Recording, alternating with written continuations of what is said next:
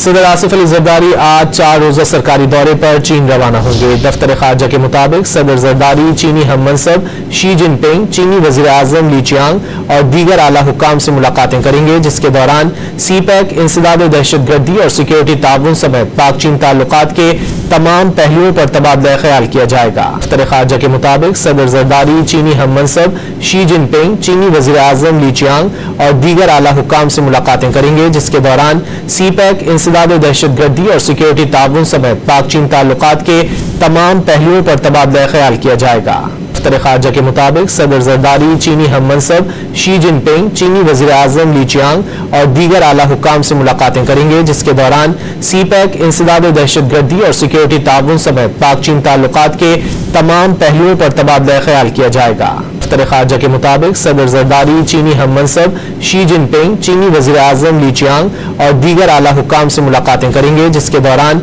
CPEC, इंसदाद दहशतगर्दी और security ताउन समेत पाक चीन ताल्लुकात के तमाम पहलुओं पर तबादला ख्याल किया जाएगा।